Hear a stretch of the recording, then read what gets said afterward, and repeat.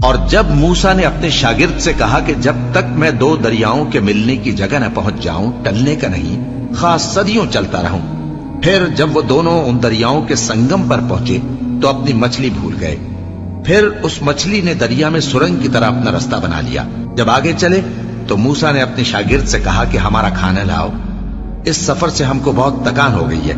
اس نے کہا کہ بھلا آپ نے دیکھا کہ جب ہم نے اس چٹان کے پاس آرام کیا تھا تو میں مچھلی وہیں بھول گیا، اور مجھے آپ سے اس کا ذکر کرنا شیطان نے بھلا دیا، اور اس مچھلی نے عجیب طرح سے دریا میں اپنا رستہ بنایا۔ موسیٰ نے کہا یہی تو وہ مقام ہے جسے ہم تلاش کرتے تھے۔ تو وہ اپنے پاؤں کے نشان دیکھتے دیکھتے لوٹ گئے۔ وہاں انہوں نے ہمارے بندوں میں سے ایک بندہ دیکھا جس کو ہم نے اپنے ہاں سے رحمت خاص سے نوازا تھا اور اپنے پاس سے ایک خاص علم بخشا تھا۔ موسیٰ نے ان سے جن کا نام خضر تھا کہا کہ جو علم اللہ کی طرف سے آپ کو سکھایا گیا ہے، اگر آپ اس میں سے مجھے کچھ بھلائی کی باتیں سکھائیں تو میں آپ کے ساتھ رہوں۔ خضر نے کہا کہ تم میرے ساتھ رہ کر صبر نہیں کر سکو گے، اور جس بات کی تمہیں خبر ہی نہیں اس پر صبر کر بھی کیسے سکتے ہو؟ موسیٰ نے کہا اللہ نے چاہا تو آپ مجھے صابر پائیے گا، اور میں آپ کے ارشاد کے خلاف نہیں کروں گا۔ خضر نے کہا اگر تم میرے ساتھ رہنا چاہو تو شرط یہ ہے مجھ سے کوئی بات نہ پوچھنا جب تک میں خود اس کا ذکر تم سے نہ کروں۔ تو دونوں چل پڑے، یہاں تک کہ جب کشتی میں سوار ہوئے تو خضر نے کشتی کو پھاڑ ڈالا۔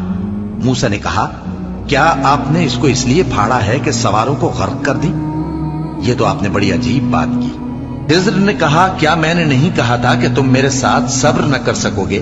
موسیٰ نے کہا کہ جو بھول مجھ سے ہوئی اس پر مواخذہ نہ کیجیے اور میرے معاملے میں مجھ پر مشکل نہ ڈالیے۔ پھر دونوں چلے، یہاں تک کہ رستے میں ایک لڑکا ملا تو خضر نے اسے مار ڈالا۔ موسیٰ نے کہا کہ آپ نے ایک بے گناہ شخص کو ناحق بغیر قصاص کے مار ڈالا، یہ تو آپ نے بری بات کی۔ خضر نے کہا کیا میں نے نہیں کہا تھا کہ تم سے میرے ساتھ صبر نہیں ہو سکے گا؟ انہوں نے کہا کہ اگر میں اس کے بعد پھر کوئی بات پوچھوں یعنی اعتراض کروں تو مجھے اپنے ساتھ نہ رکھیے گا کہ آپ میری طرف سے عذر کے قبول کرنے میں حد کو پہنچ گئے ہیں۔ پھر دونوں چلے، یہاں تک کہ گاؤں والوں کے پاس پہنچے اور ان سے کھانا طلب کیا۔ انہوں نے ان کی ضیافت کرنے سے انکار کیا۔ پھر انہوں نے وہاں ایک دیوار دیکھی جو گرا چاہتی تھی تو خضر نے اس کو سیدھا کر دیا۔ موسیٰ نے کہا کہ اگر آپ چاہتے تو ان سے اس کا معاوضہ لے لیتے تاکہ کھانے کا کام چلتا۔ خضر نے کہا کہ اب مجھ میں اور تم میں علیحدگی، مگر جن باتوں پر تم صبر نہ کر سکے میں ان کا تمہیں بھید بتائے دیتا ہوں کہ وہ جو کشتی تھی غریب لوگوں کی تھی جو دریا میں محنت کر کے یعنی کشتیاں چلا کر گزارا کرتے تھے، اور ان کے سامنے کی طرف ایک بادشاہ تھا جو ہر اچھی کشتی کو زبردستی چھین لیتا تھا۔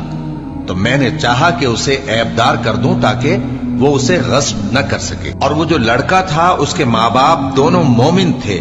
ہمیں اندیشہ ہوا کہ وہ بڑا ہو کر بد کردار ہوگا تو کہیں ان کو سرکشی اور کفر میں نہ پھنسا دے، تو ہم نے چاہا کہ ان کا پروردگار اس کی جگہ ان کو اور بچہ عطا فرمائے جو اخلاقی پاکیزگی میں بہتر اور محبت میں زیادہ قریب ہو۔ اور وہ جو دیوار تھی سو 2 یتیم لڑکوں کی تھی جو شہر میں رہتے تھے، اور اس کے نیچے ان کا خزانہ دفن تھا، اور ان کا باپ ایک نیک آدمی تھا۔ تو تمہارے پروردگار نے چاہا کہ وہ اپنی جوانی کو پہنچ جائیں اور پھر اپنا خزانہ نکالے۔ یہ تمہارے پروردگار کی مہربانی ہے، اور یہ کام میں نے اپنی طرف سے نہیں کیے۔ یہ ان باتوں کی حقیقت ہے جن پر تم صبر نہ کر سکے۔